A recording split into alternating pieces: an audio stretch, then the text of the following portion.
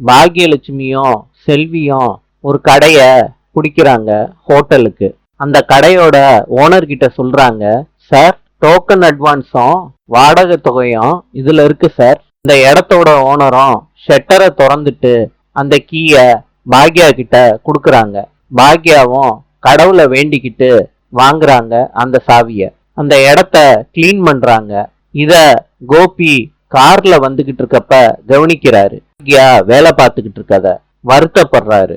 பாக்யா எல்லார்கிட்டையும் வீட்டுல வந்து சொல்றாங்க, கூடிய சீக்கிரமா ஒரு ஹோட்டல் ஒண்ணு திறக்க போறேன். இத கேட்டதும் இனியாவோட மாமனாரு ரொம்ப அதிர்ச்சி ஆயிடுறாரு.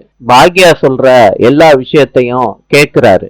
இனியாவோட மாமனார் சொல்றாரு, இனியாவோட அம்மா கையேந்தி பவன் ஆரம்பிச்சிருக்காங்கன்னு நான் எப்படி என் சொந்தக்காரங்களுக்கு சொல்றது?